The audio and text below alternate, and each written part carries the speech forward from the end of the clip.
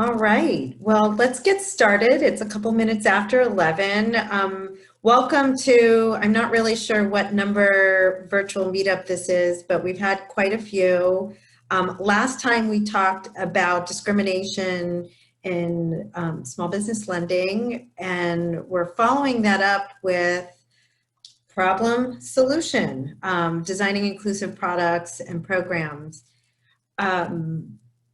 I want, if you, Melissa, if you can go to the next slide, let's just do a couple of reminders on Zoom. I'm Heidi Pickman. I'm the VP of Programs and Policy. For those of you who do not know me, it's nice to virtually meet you and see you.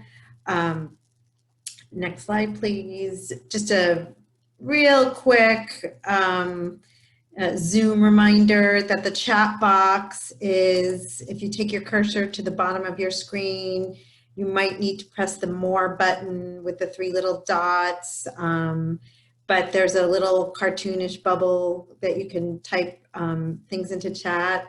And there's also, if you could just mute yourself, it looks like everybody's on it. You bottom left-hand corner is the mute button. You can mute and unmute yourself. We do encourage participation in these calls and questions. So if you please feel free to ask a question, either type it into chat or unmute yourself. Obviously don't speak over some people.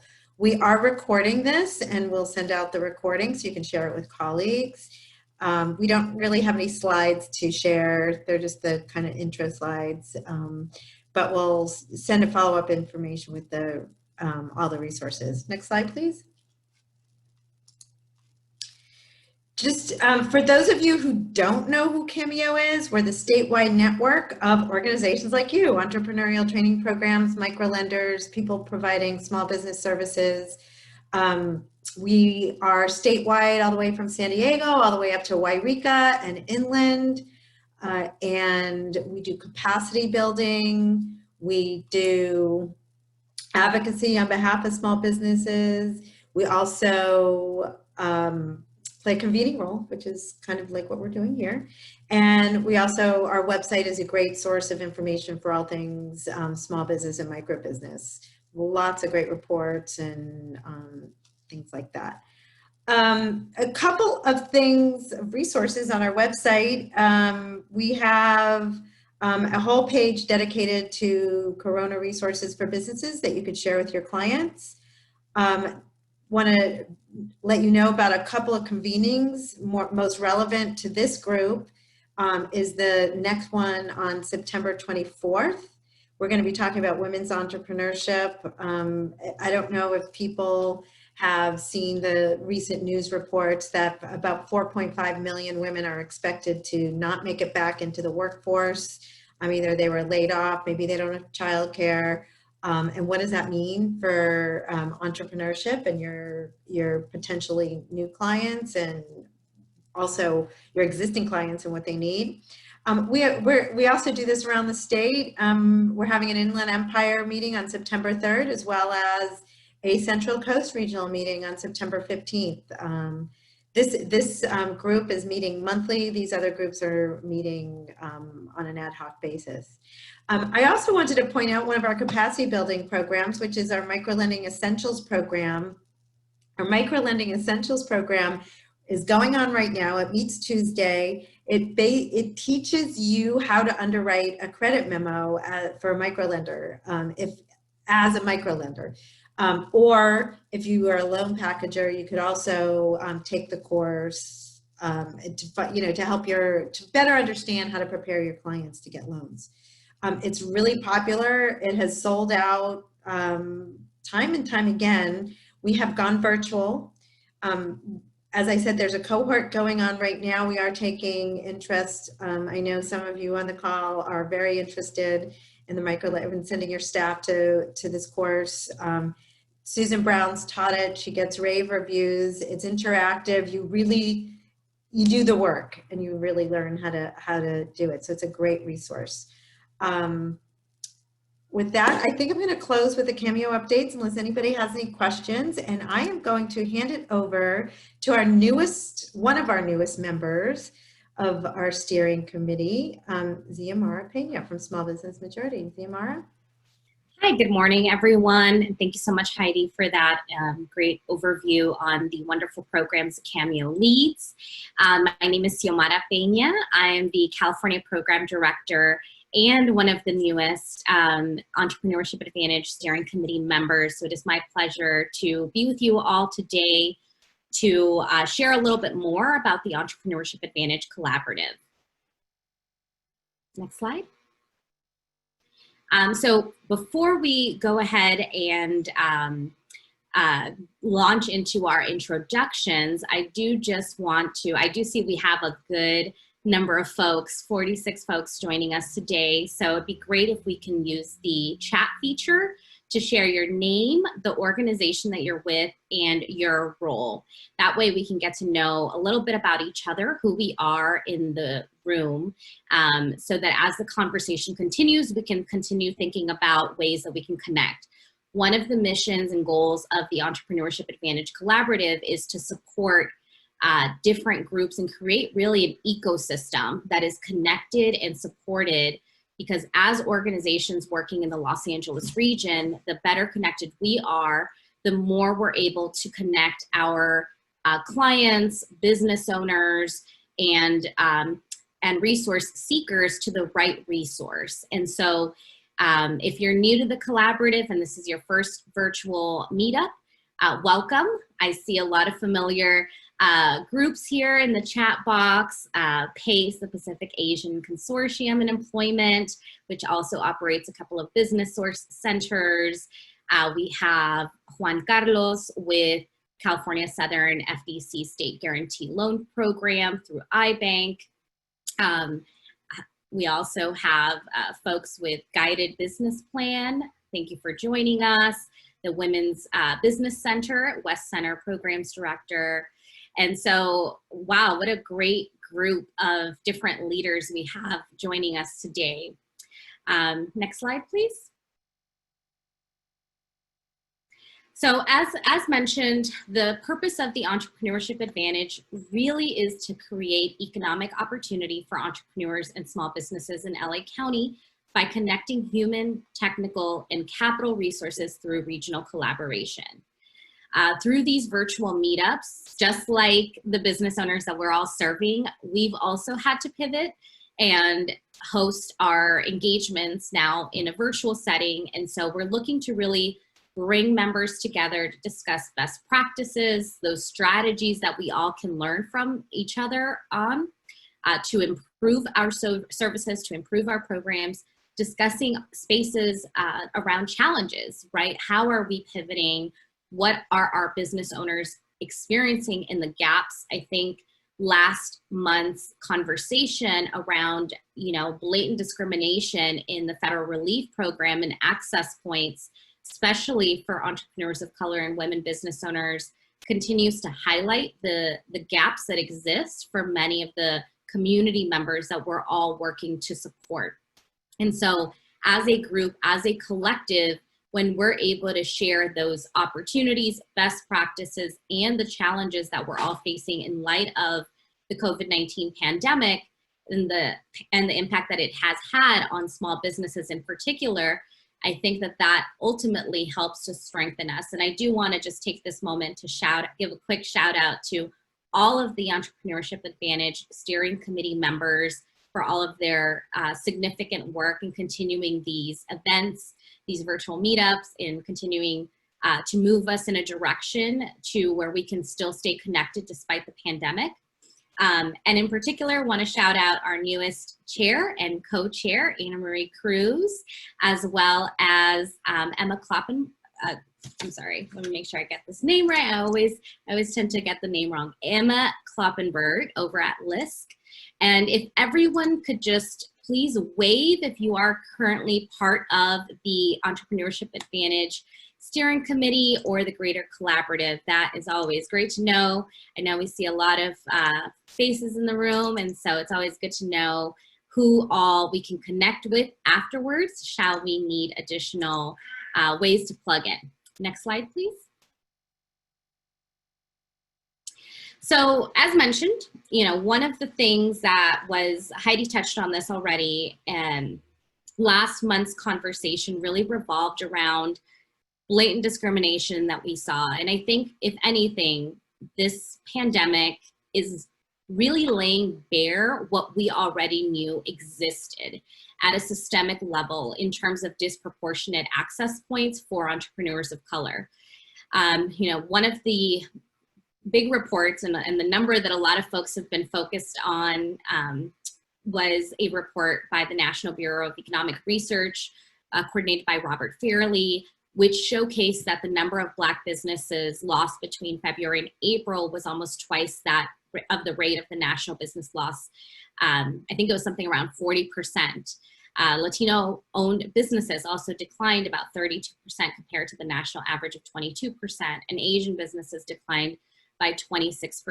Again, these numbers are a reflection of some of the gaps that exist for the business owners themselves. And so one of the things that was discussed during the last session, I hope you guys were able to participate, because NCRC did provide such an amazing analysis on their findings on mystery shopping that they did, particularly around PPP and what in-access points existed for entrepreneurs of color, Latino business owners, and African-American business owners.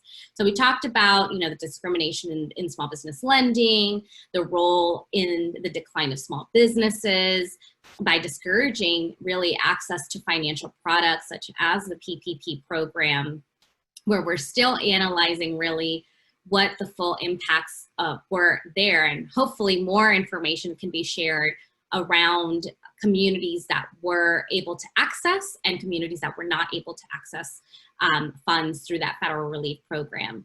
And today, we're following up really on the possible solutions by discussing how a couple of our Entrepreneurship Advantage colleagues are working on programs and products that promote access and inclusion. Next slide, please.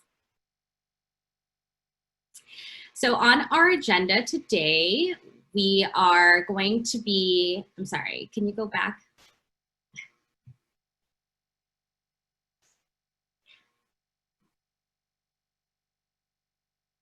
So on our agenda today, we're going to be having a panel discussion on designing inclusive products and programs, and that will be followed by a Q&A and discussion. So, if you have a question, make sure you can go ahead and feel free to send it through the chat box, or you can jot it down so that we can go ahead and try to get to as many questions as possible at the end of the program.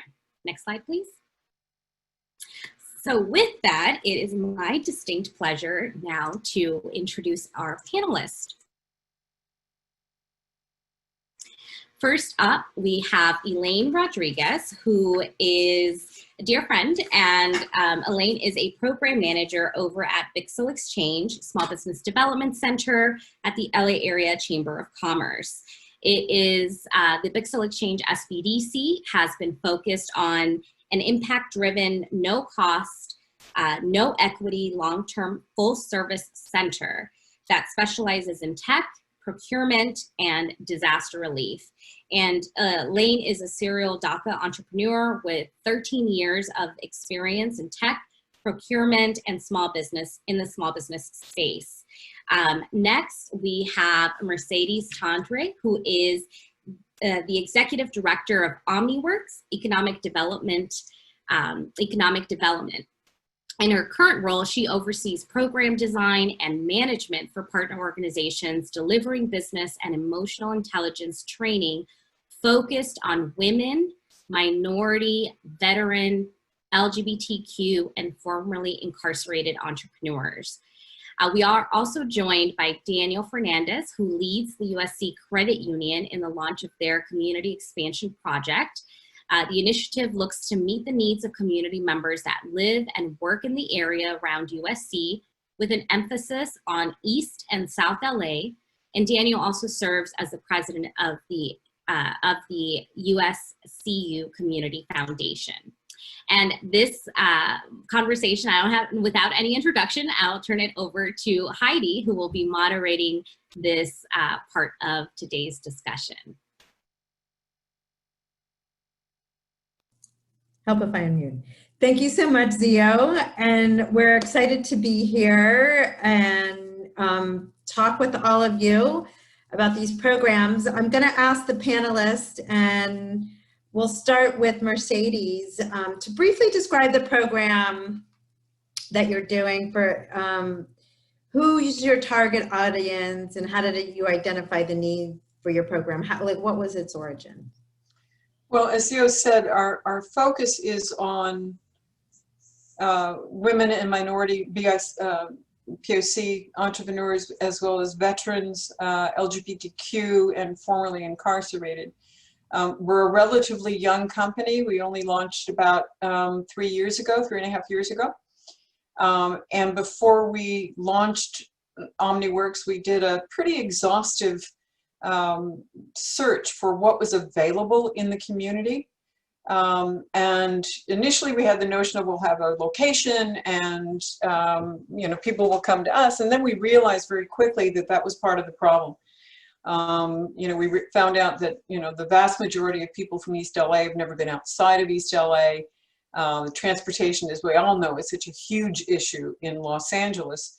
And so we decided to do incubation in a box, if you will, where we would take the programming to the communities and partner with, oh, you just surprised me, and partner with community organizations that were established and had credibility with their constituents, because who was OmniWorks? And so that was certainly helpful. And during our first cohort at East LA College, in collaboration with the ELAC Foundation, we came to recognize fairly quickly, number one, that the constituents we were working with were much further behind than we expected. And we do focus primarily on startups and early phase businesses. But we quickly recognized that there were issues of trust. Even though we came from, an association with ELAC College, where most of the participants came from, they didn't know us individually. And we had to do a lot of work to gain one-on-one trust. And we came to recognize in the long run that because of gender, societal, and even culturally based internal scripts where we limit ourselves, we limit our expectations. We had lots of people say, I'm not supposed to be a CEO. There was a lot of work to be done in the emotional intelligence realm. And so we've been working with a psychologist who focuses on unleashing creativity. Everyone wants innovation, but to get to innovation, you have to tap creativity. So she's become a big part of our program and has started to make a real difference. We were concerned, well, we're not going to be anyone's therapist here, but we can certainly give them tools to gain more self-awareness, because self-awareness is one of the key factors in entrepreneurial success. So it's been an evolution. We continue to learn. We continue to learn from our constituents. We try to be nimble. Our programs are customized to the needs of the group. So we start off with an intention, but the programming evolves based on what we learn from their needs. Wow. Mercedes, there's a lot to unpack in there. I'm just going to recap a couple of things that I heard. Just LA transportation is a huge issue. Everybody in LA knows I used to live in LA. It used to take an hour to drive 5 miles. Trust, huge thing. And I'll leave it at self-awareness for now. So there's a lot to unpack in what you just said.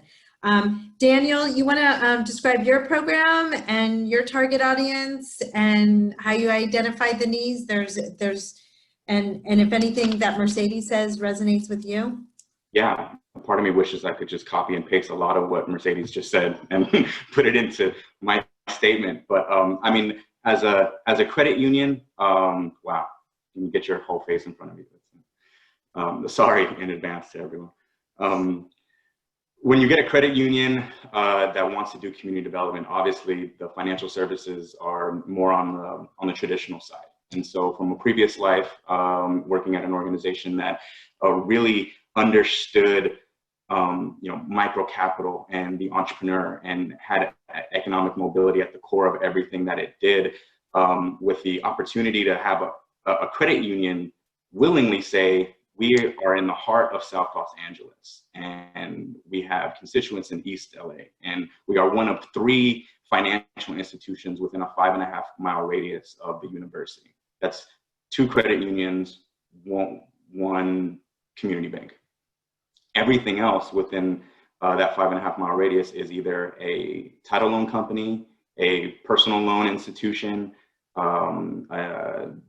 cash advance, you name it, right? And so to be very intentional about how we thought about products and how we would take the expansion and I think put it into context for folks, because up until very recently, the makeup of our organization for our membership was university, faculty, staff, alumni, and students. And so to go outside of that is 180 degrees of what the organization is used to doing. And so we had to learn from the landscape, what other organizations are offering financial services, what are the needs there, and truthfully, who could we partner with to help, to Mercedes' point, gain some of that trust, because we've been in that community for years. And the biggest issue is not necessarily access, but getting people to take advantage of the access, right? And so a lot of it has been a learning from the community into the credit union, but also as a leadership team and as an organization, I think connecting with folks, both our constituents and our other partner organizations to really get a grasp of A, what the needs are, but B, how to operate effectively.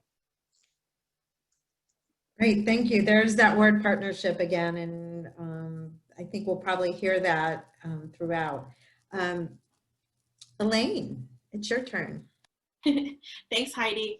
Yeah, so really glad to be here with everybody this morning, and really excited to hear about all the work. I know we work with Mercedes and Daniel in the ecosystem, and so they're just really great partners. But yeah, a little bit about Bixel Exchange. So in origin stories, I love that you asked about an origin story. So Bixel Exchange was founded as the Innovation and Tech Center at the LA Area Chamber of Commerce a few years back, and we started as a specialty small business development center. So for those of you that are familiar with small business development centers, there's 9 in the LA region, and we were founded as a specialty center focusing on technology.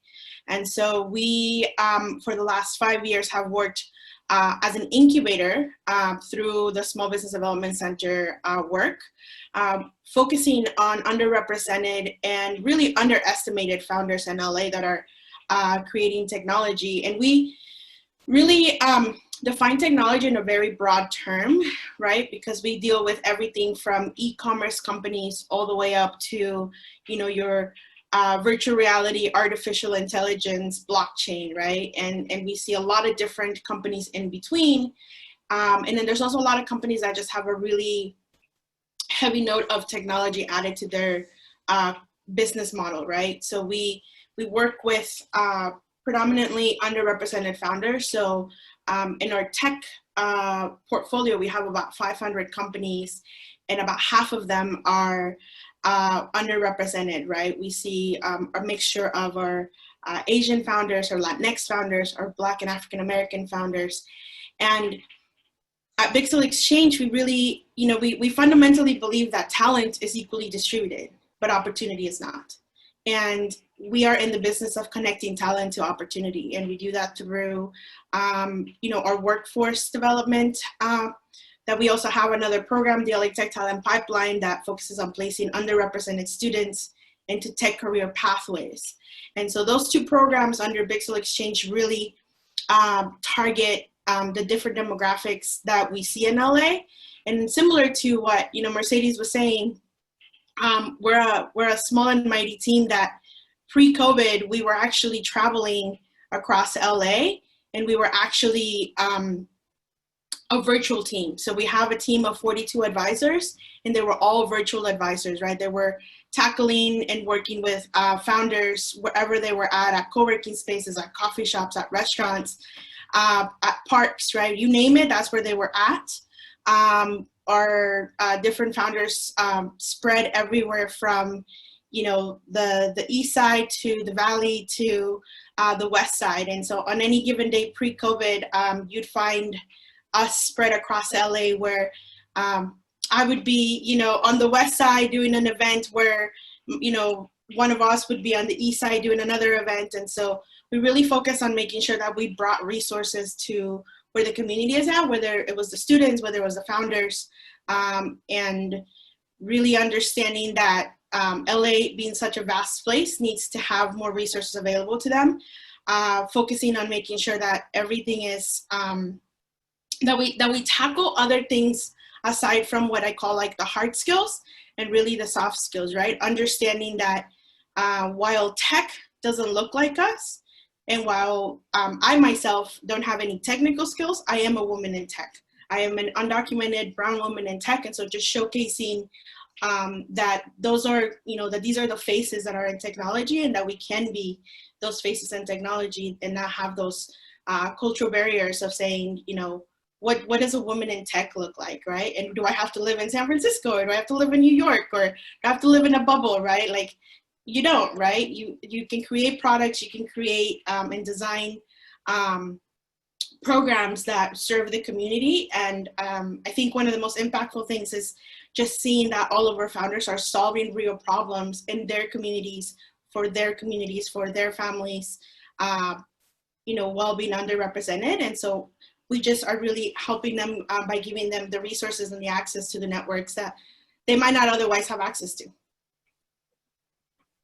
Thank you, Elaine. So what I heard from the three of you all together is that one of the best practices is you can't sit back and at your desk and expect people to come to you, and expect your clients to come to you, and expect people who need help to come to you.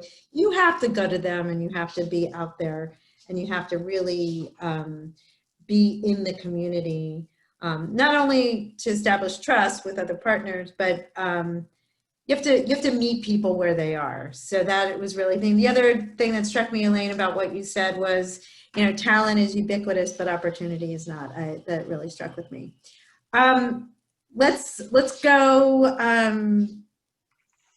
with Daniel. I'm going to ask you. So we're talking about inclusive products, and I think before we can talk about it, let's define inclusion. I've heard it defined as, let's see, diversity is getting invited to the dance, and inclusion is being asked to dance. And then there were some other, the quote went further, but I can't remember it now. But I found that kind of interesting. So being completely inclusive, and I'm not sure that's the right word, but was being able to pick the DJ or something like that. So how do you define it in your work? Great question, and I mulled this over quite a bit. And there's always kind of the you know, table stakes of like access for all, right? And that's kind of like a buzzword, but really it's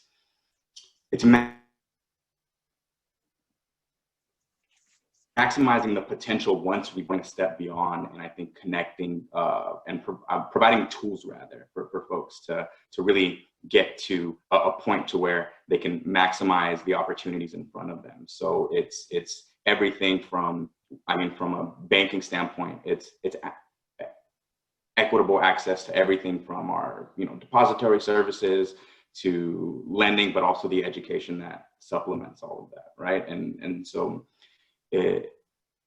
in designing products and getting to a point to where you're connecting individuals to their next steps,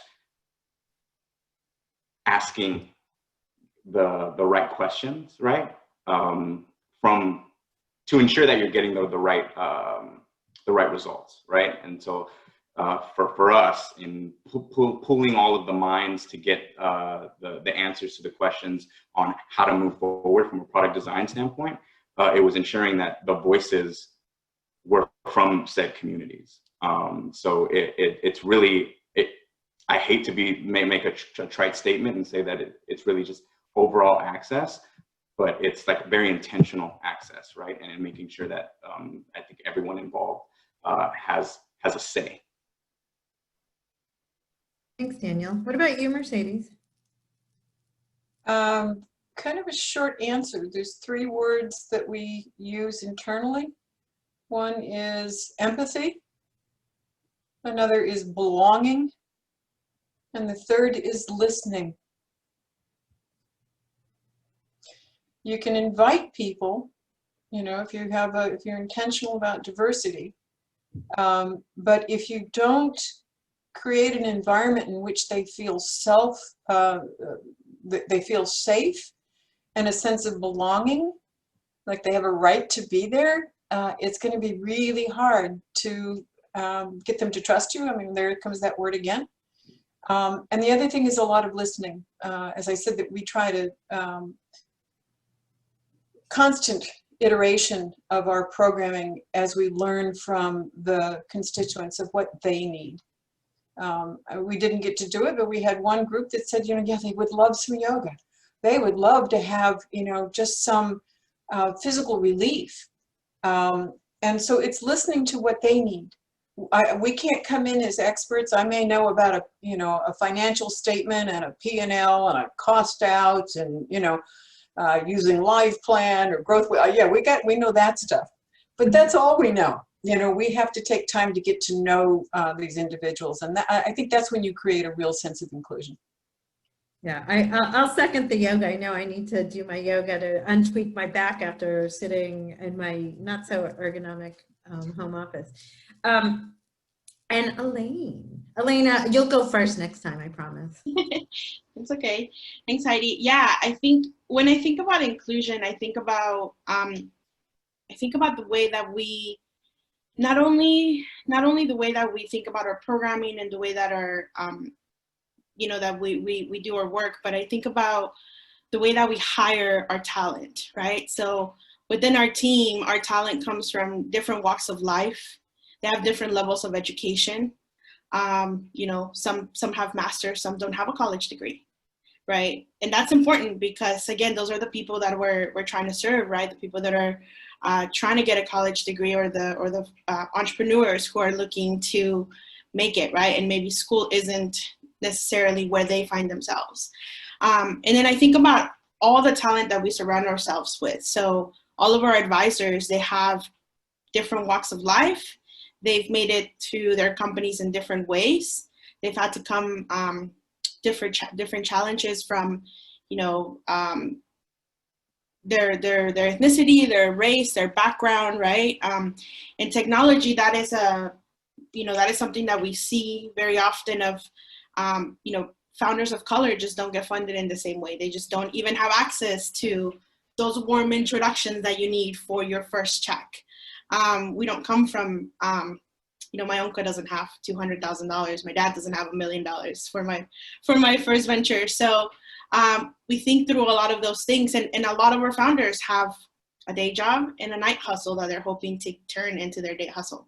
So really learning from our constituents, but also ensuring that when I think about inclusion, is ensuring that all of us are on the ground, right? And that we work across the board, so that we can hear and listen. And, you know, a lot like where Mercedes said, we're not experts on anything. We just know a little bit about all the things that people are willing to teach us. And that's what we try to apply. And constant iteration. Yeah, we definitely in startup mode, we tried this today, it didn't work. We'll try something different tomorrow and see if it works. Awesome. If anybody else has any other comments about what they think inclusion means, please take a minute and write them into chat. I do want to add one thing Sure. to Elaine's point, is that we go to great lengths to make sure that all of the people that we are working with represent the communities that we're working with. And when possible, we hire locally. So when we had the East LA program and we were providing tax and accounting services, we hired a local company to help. I think that's really important, and I've heard that, I've heard that many times. I know some of our other people have actually, make that a real process. The other thing I've heard is that on the hiring process is that one of the best practices is that people are doing blind applications where they X out the name and start with that. I don't know if there's any thoughts about that. We do have a comment from Kimberly. Kimberly, I'm guessing that you are a business owner and she's a concerned African Americans she's concerned African Americans are constantly being left out. I'm hearing about what's happening in East LA. However, I'm not hearing about what's happening in Leimert Park, Inglewood's, West LA College, and other African American communities. When I think of inclusion, think of every group being representative. African American businesses are suffering at a rate higher, we mentioned that at the beginning, than any other group, yet this community is still not being served. What is moving forward to assist the African American entrepreneurs? I know there's a bunch of people on the call. Terry Gubaton from Vermont Slauson, I know they're doing a big push. Pacific Coast Regional is doing a big push. Frank Stokes, who's on the Entrepreneurship Advantage Steering Committee. He is working in at Bethel and West CDC, and Larry Johnson as well, who is on the EA Steering Committee, is actively involved in those communities. So if you need some of those resources, Kimberly, I'm not sure if that's for you or just calling, encouraging us to call out examples of resources in those communities. But there's some for you. If you are from those organizations, as Larry did, if you could type your name into chat, that would be great. And Kimberly, thank you, yes, for calling that out. Thank you, Heidi. Heidi, if I may, this is a good shameless plug, but actually plug in South LA, and they work really closely with Leimert Park, and Urban Tech Connect is hosting their Urban Tech Connect conference in a couple of weeks. And actually, Big Seal Exchange is going to be powering their office hours. So we have all of our advisors and all, VCs and access to capital folks are going to be there to provide, different types of assistance. So if you haven't, oh, and I see Hassan's on the call. So if you haven't signed up for it, you can. And if you need a code, I think Hassan or myself, we can definitely give you one of the codes to make sure that you can attend the conference. But it's a 3-day conference. And pre-COVID, we used to do 2 full days of just all of the South LA talent and all of the different Leimert Park. I also, I can't think of the other organization that's actually out of Leimert Park. I'll look it up and I'll drop it in the chat. Great, thank you. And then Mercedes is also working with the LA League, and Grid 110 is doing great work. What's CD8 and CD9? City Council District? Yeah, Council District 8 and 9. Yeah, I mentioned PCR, SBDC, the LA South Chamber, if anybody, and LA, thank you, Rocio, for all those resources. If people have links to those, you can go ahead and pop them into chat. That would be great. Let's see. So we talked about a couple of challenges, trust. I think we kind of covered this next question in our interest. Challenges, transportations, trust, going in going into the community. But how has the COVID situation affected your program besides being, not be able to meet in person? We all get that. How, go deeper than that. What's the effect? And Elaine, I'm going to start with you. Yeah, thanks, Heidi. So I would say COVID has actually made our work a little bit easier. So, there's these questions about how, there was always questions in terms of like, why are you guys a virtual incubator, right? How do you operate as a virtual incubator? Because most incubators, accelerators meet in person, but we were doing a lot of work virtually already, and our advisors were distributed across LA, working nights, working weekends, working whenever they had time. And the same thing with our students, right? Our workforce development department, our challenge was always getting students to the companies and getting them to the internships. And we were probably one of the few organizations that were placing interns remotely, because we work with our startups, and our startups don't always have an office. They sometimes work from their home, right? And so we were placing students in our startups way before, remotely, way before working remotely was, common. And so we were doing a lot of this work already. And so because of COVID, it kind of forced, it validated our proof of concept that like we are much more efficient and can actually see and serve more people virtually and digitally than we did in person, right? And so I think in that sense, it has amplified a lot of the work that we do. And we are, we're working now with all of our partners to share with them our best practices of what remote work looks like, of what is it, what is it like to onboard and manage a team remotely, because that's kind of how we already operated. And so to a certain extent, we had a little bit of a head start in that.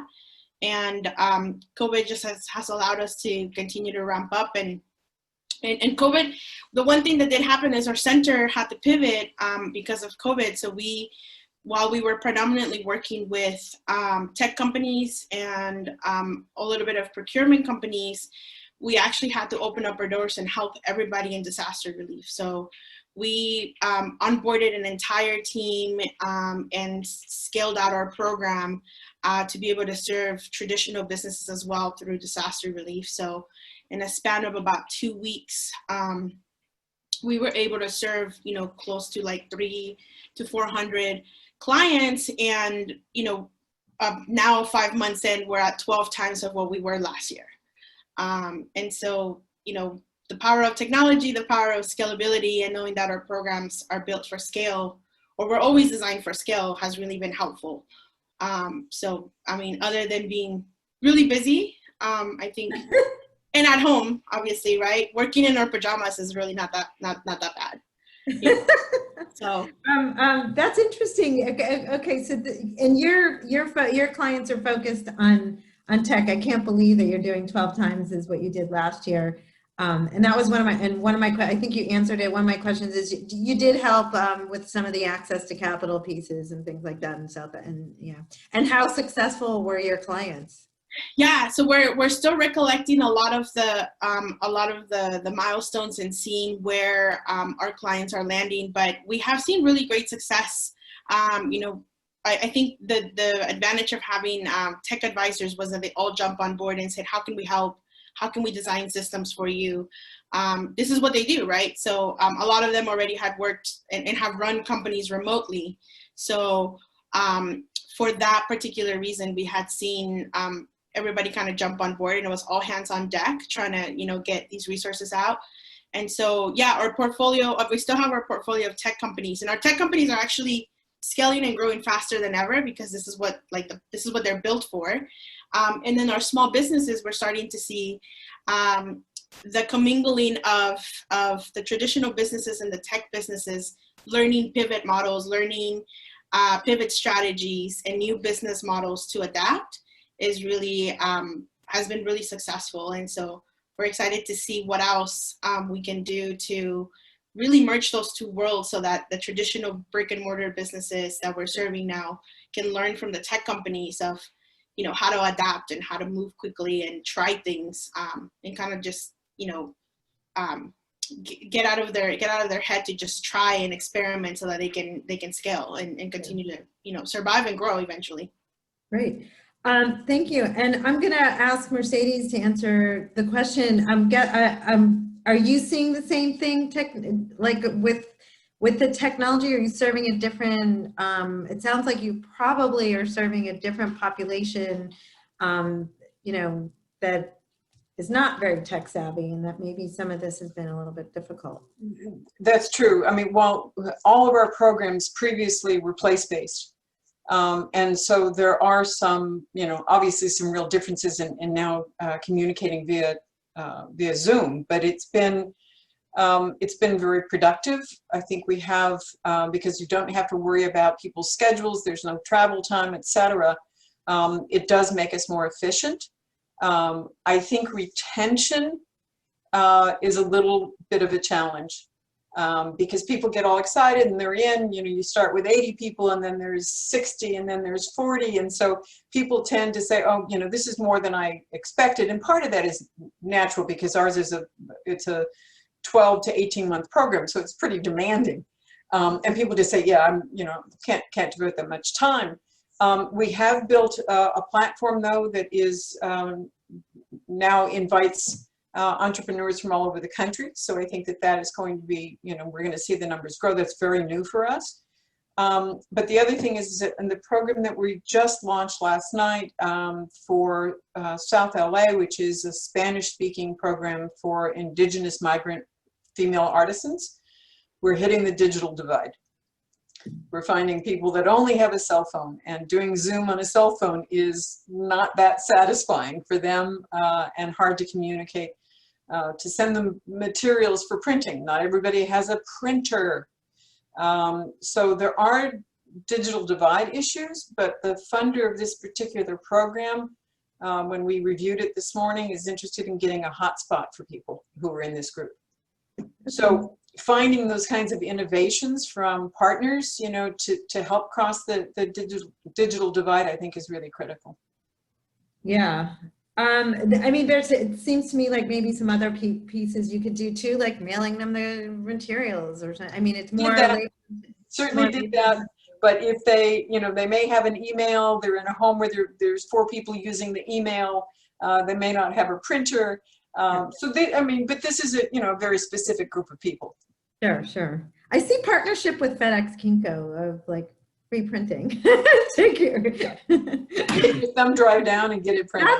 That's anyway, that's something maybe we can look at. And I apologize. I have a hard stop. Fortunately, I have a conversation with a major donor for another program. I sit on the board at Vincent Price Art Museum. Oh, excellent. And so I didn't realize we were going to go quite this close. So I apologize that I have to leave, but I will put my email in the chat. And if anybody wants to reach out, I welcome that. Mercedes, thank you so much for joining us. I really appreciate your insight and the work that you're doing at OmniWorks, and look forward to more conversations in the future. Well, and thank you so much for inviting me. This has really been wonderful. Daniel. Yeah. When you set out on a project like this at a credit union who's, traditionally fairly conservative, something like COVID, I think, really helps to rip the Band-Aid off and got us out of the brainstorming phase, right? We were kicking around a lot of ideas and balancing a lot of research, and, I'm pounding the table saying, we can do this, we can move forward. But when the need kind of exceeds, the conservative nature of the organization, one of the biggest things that for us was participating in the PPP loan program. And that really, I think, mobilized our entire organization to shift focus, because everything else that we had done, we were all remote. We were all, none of the branches were open. And so one of the only lines of business that was available was PPP. So it was the chance for the entire organization to really have that all hands on deck approach that Elaine was talking about. And it kind of snowballed into all of the other initiatives that were kind of put on the back burner at the outset of COVID. So we started thinking about what our community suite of products would look like, and could those be repositioned as a recovery suite as we start to exit COVID. And so things that came back to the top of the conversation were things like our Trojan Advance loan, which was an alternative to a payday advance for that South and East LA community. Our credit builder, revolving credit card and installment loan, and just finding the different delivery systems for things that would really matter, and that they weren't, Band-Aid type of projects or programs, and that they really led into this overarching idea of, you know, financial education and literacy. And I've always been a big proponent of ensuring that you pair the two so that there's value on both sides. So I think one of the things that come from that was our borrow and save microloan, which at the crux of everything that we're trying to tell our community to do is you want to save for emergencies like this, right? But we're also not going to pretend like there are not immediate needs. So what if we were able to connect, you know, a microloan capital request where a portion of that payment went into a savings account for a rainy day, right? And so as you have these, you know, kind of progressive product ideas, finding the right delivery system was really interesting for us because, again, our high touch has been the name of the game for most credit unions. People want to come in, there's a financial hub, you can speak with your financial advisor or your banker. So to lean back on the partnerships and finding the Vermont Slossons of the world, the Rise Financial Pathways, the Weingart YMCA organizations who had these relationships with their members, and were able to kind of spread the word from everything from PPP to the upcoming suite of products, and really, you know, springboard the effort while limiting the resource pool on our side. Was really interesting and really got everyone, I think, jazzed at the opportunity that, hey, not only is this, you know, something that we would like to do, but it's actually pretty scalable if we incorporate these other partners in one. Mm-hmm. Interesting, just because I see, you know, like you said, the credit union so staid and so conservative, and being able to innovate, having to innovate, and being able to, and having the leadership to want to do that is great. I'm going to open up the floor for questions, and we're happy. Daniel and Elaine, are you able to stay on a little bit longer if we have more questions? Yeah. So if you have a question, you want to ask it, please, you can go ahead and unmute yourself. I think Frank unmuted himself. Yes, I have a question. Go, Frank. Yes, for Daniel. I know at USC Credit Union, this was some time ago, you did offer business accounts, and then you discontinued it for a season. So have you reestablished business account? So we did reestablish business accounts for the purpose of PPP. And so for the last, call it 3 months or so, it has been a service that's been available, and it's really part of the strategic outlook of the organization moving forward. It's you know, how are we going to continue to provide business services, or are we, right? What is our value to the community? So it's kind of one of those items that there's a pin in at the moment, because to your point, I think there's a huge opportunity on the small business side. Okay, thank you.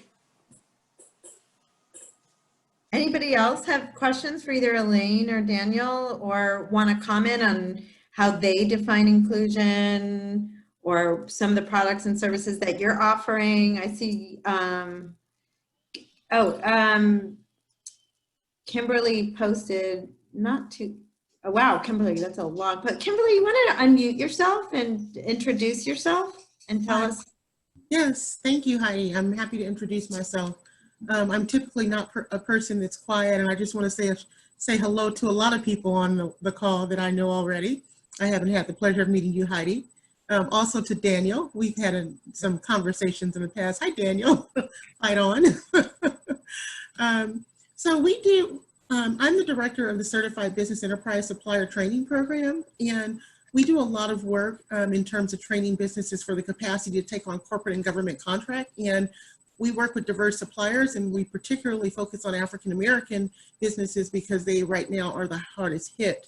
And so I'm very interested in just the work that's going forward, not only to help African-American businesses, but diverse businesses as a whole, because of the challenges that our diverse businesses are facing right now. And so I guess my general question, I'm really trying to understand, you know, I guess collaboratively, what are we doing, or what kind of work are we, you know, or I don't know if it's, you know, Daniel can maybe touch on this, but what kind of work or actions are being taken specifically to say, how do we support these businesses going forward? Because as you know, the numbers came out, 40% of African American businesses are taking a huge hit or going under, 30% of Latino businesses.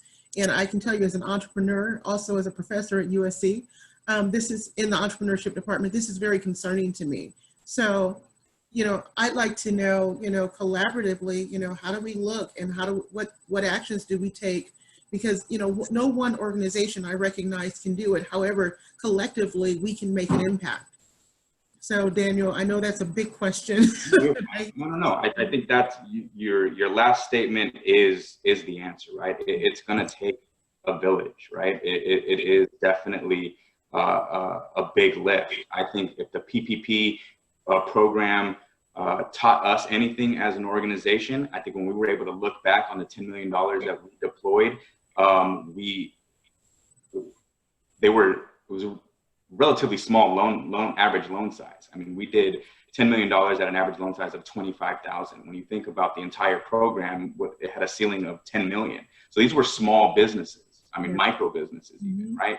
And so when you kind of dive deeper into the demographic info, it was, you know, 35% Latino, 45% African American, and they were all local. That was all within that, you know, 5.5 mile radius. That was one of the buckets that we needed to check. So for us, it was like, okay, we at the moment don't have a robust amount of business support services, but we do have consumer products to aid in the families of those small business owners, right? And so what is like a more holistic approach to access and underserved? Because these were the same folks, for whatever reason, that I was familiar with seeing from my days at Opportunity Fund. And so when you start to compound what the needs are, you start to ask who can help, right? Who can help address these? And so you started getting into conversations around housing, and we were forced to define the digital divide beyond education and what that means with respect to financial services. How do you now allow people to transact from everything from, you know, remittance services to cashing their check or what have you? So I couldn't agree more that we have to do more. But I think conversations that allow for a real honest appraisal of the landscape. Who's doing what? I think in our space, whether that's nonprofit or, you know, the economic mobility lens that a lot of us speak to, there's often like a duplication of services, right? We want to do this over here. We're living in a silo. The ability of a group like this to get together, and I think Cameo does a really good job of highlighting what the resources are so that you can leverage, I think, what other work is being done there. And for an organization like ours, who is very region specific, right? We're all about East and South Los Angeles right now. And so if you're in that area, like, we need your help, because we can't invite you to the branch. We can't, pound the pavement or knock on the doors. We have to, put things of perceived value in the hands of our partners. Wonderful. Yeah, and I was gonna say too, Kimberly, I think what Entrepreneurship Advantage and Cameo do collectively as a network is, I know in the very first inaugural meeting we had, which I think we hosted at the chamber, there was a spreadsheet, right, that was passed out with all of the different lenders that were part of the LA network. And then I know as you're working in procurement, you can also join the One LA initiative at the chamber, which we also power, right? And so those are some of the things where you can then see, like, we have one giant spreadsheet that has, like, I don't know, the 65 certifications across the different departments with, like, links and numbers and things like that, right? And so I think being part of the networks in the village, right, to be able to create the map, because what we have is that there's only certain people that know where things live or where they go, right? And what we find ourselves doing in a lot of the work that we do, and we did it in tech, and now we're moving into other spaces, is creating that map, right? So we map out, like, who are all of our partners, right? And so I can tell you in the tech space, we trade companies back and forth, right? They'll go through our program, we send them to that. pre-incubation, and then they come back, and then they go to an accelerator, and then they go to a funding round, and then they scale and grow. And really, it, like Daniel mentioned, it takes a village, right? And so I think we can do that as well. And happy to, share resources. I think this particular group, and I know I see a lot of faces in Cameo, in Entrepreneurship Advantage, does a really good job at bringing together all of the people that are in the know, and sometimes just sharing out an email and saying, hey, like, I need help in this, and you'll see how many people pop up and say, oh, I know somebody that can connect you.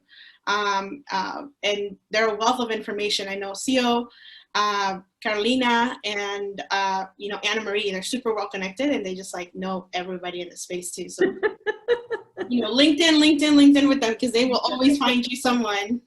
Yeah, so I have two closing statements that I would just a suggestion. There was a question in chat that someone is interested in, they're a new startup and wants resources for new startup. So if you are an organization that is working with new startup businesses, I know the women's business centers do. I know, I'll just leave that as it is there. But if you are working with new businesses, put new at the, type into chat, put new and what you do, one sentence what you do, and Linda will make sure that you get that information. And then Anna Marie suggested two things. If we could all share what we can give and what we need. I know there are a lot of comments in chat people have posted, and we'll aggregate those. If you have something else that you haven't added already, please do so now, and we'll make sure we capture that and send that as a recap to everyone. And then the other thing I want to do is invite everybody to join our LinkedIn page, which Melissa will pop that into chat. She was a step ahead of me and did it as I spoke. So, and for those of you who don't know Melissa, Melissa, you didn't introduce yourself at the very beginning, so let's have you just say hello to everyone before we end. Hi, Melissa. Melissa's our Southern California program manager, and she's probably the one that you'll be interfacing with more on a one-on-one. Kimberly, that's why you probably don't know me. I'm based up in the San Francisco Bay Area, although I did once upon a time live in LA County. So great. And MacGyver McCargan, I think you're with what organization are you with? I think you're with PACE, right? If I saw that before. Yeah, PACE. Great. Does anybody have any more questions, burning questions? Oh, this is great. Frank, Anna Marie's got to go. We are at time. We're 5 minutes over. There's definitely some resources there for you, Linda. We'll make sure that we send those to you afterwards. I want to thank our panelists, Elaine and Daniel, good friends. I want to read Ziamara's comment. Now is the time for banding together to push for policy change to create systematic opportunity for entrepreneurs typically locked out, for sure. And that's that's definitely a long-term effort. GoBiz today announced a public-private partnership. Oh, there we go. PPP again, just kidding. That will further de-risk state capital leverage through the iBank program, and that's something Cameo is working on, so we'll be talking about that. Tools like Prop 16, which is to repeal the repeal of affirmative action, and that could help center the needs for performance goals at the state level. So she also has an Entrepreneur of Color policy agenda. If you want to pop that in, we'll send that around. If you want to send that Zio to